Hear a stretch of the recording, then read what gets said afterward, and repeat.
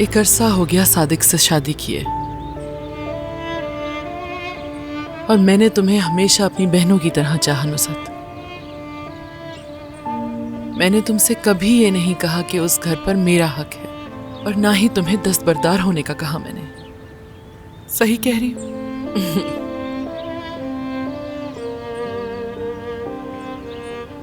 तुमने अपनी मर्जी से अपना हिस्सा सादिक को दे दिया था। उरूज जब दुनिया में आई तो तुमने कहा था कि खुशकिस्मती के दरवाजे खुल गए, हमारी किस्मत बदल देगी। हम सब इंसान हैं, गलतियां हो जाती हैं। ये भी मुमकिन है कि ख्याल बदल गया हो तुम्हारा। फातेह की तरह तुम्हारा भी उस घर में हिस्सा है, और तुम्हें अपना हिस्सा मांगने का पूरा हक हासिल है। और ना मैं तुम्हें रोकती ना मजबूर करती, मगर तुम्हें एक बार तो मुझसे बात करनी चाहिए थी। जानती हो कितनी तकलीफ हुई मुझे उस घर में नीलामी का जब बैनर लगा देखा मैंने। तुमने क्यों किया ऐसा? तुम्हें थी ना जो हमेशा कहती थी कि मेरे जीते जी वो घर फातेह नहीं ले सकता, और ना ही तुम अपना हिस्सा उसे दोगी। तो अब ऐसा क्या हो गया नुसरत कि तुमने फातेह का साथ दिया? क्या वजह थी नुसरत? क्यों किया ऐसा तुमने हमारे साथ? देखें अपनी भतीजियों को, देखें, वो इस बारे में कुछ भी नहीं जानती। आपा, आप कागजात पर दस्तखत करें वरना मैं उनकी दुनिया तबाह कर दूंगा। फातेह, तुम इतना जालिम कैसे बन सकते हो? क्या बुरा किया उन्होंने तुम्हारे साथ? हाँ? तुम पर एहसान किया है तुम्हारी बेटी की परवरिश कर। उन्होंने मुझ पर एहसान किया। हाँ बिल्कुल। अगर मेरी बच्ची की परवरिश की तो उसे अपने बाप का नाम तो मालूम होना चाहिए। किस लिए? उसे तुम्हारा नाम क्यों मालूम होना चाहिए? छोड़ के भाग गए आप थे ये क्यों बोलती है कि मैं छोड़कर भाग गया था? क्या मैं वापस नहीं आया? अगर आपने इन कागजात पर दस्तखत नहीं किए तो मैं भी उस घर को कब्रिस्तान में बदल दूंगा। आपा, खुदा के लिए आप इन पर दस्तखत कर दें, फिर ये मामला खत्म हो जाएगा, वरना मैं जाकर दरिया को सब बता दूंगा। समझ गई ना आप?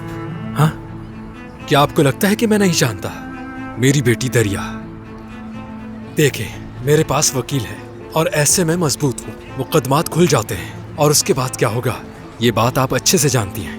वो सब लोग जेल के अंदर होंगे। जो करना है करो तुम। दरिया। फातेह, बस बस ठीक है, इधर आओ। ठीक है। फातेह चुप हो जाओ, मैं दस्तखत कर दूंगी। ठीक है, चुप हो जाओ, चुप हो जाओ। ये हुई ना बात। आंटी, क्या हुआ है? कुछ नहीं आंटी की जान, हम यहाँ से गुजर रहे थे तो तुम्हारे चचा ने सोचा तुम्हें हेलो कह दे, और कुछ नहीं। चलो तुम जाओ, जाकर अपने दोस्तों के साथ एंजॉय करो बेटा। ये एक अच्छा सबक है दरिया।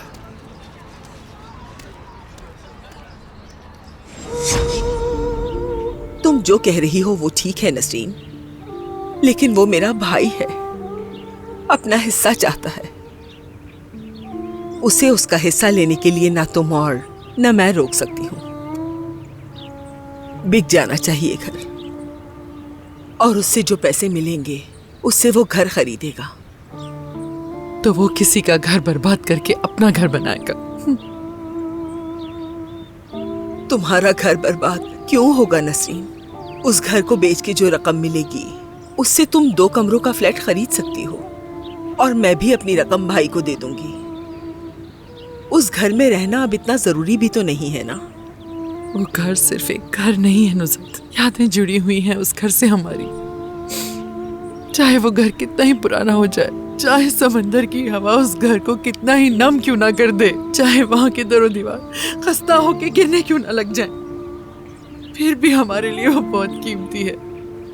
उस घर में सादिक का बचपन, मेरे बच्चों का बचपन गुजरा है। हमारी जान बसती है उस घर में। नसरीन, हम जिस घर में भी जाते हैं वहां अपनी यादें बना लेते हैं। यकीन करो मेरा, मैं खुद नहीं चाहती थी कि ऐसा हो, लेकिन शायद किस्मत में ऐसा ही था, और कोई किसी को हिस्सा लेने से नहीं रोक सकता। वो अपने हिस्से का हकदार है। कोई किसी को हिस्सा लेने से नहीं रोक सकता, बिल्कुल सही कहा तुमने। तुमसे तुम्हारा हिस्सा ना छीन रहा है ना कोई मांग रहा है, लेकिन हमारा रिश्ता तो बिल्कुल बहनों की तरह है।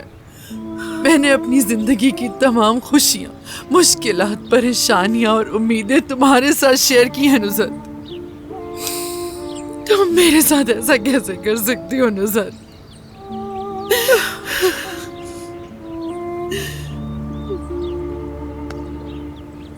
सबको हिस्सा मिलेगा, हर कोई अपनी जिंदगी में सेटल हो जाएगा,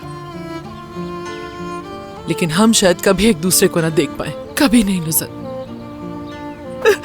नसरीन,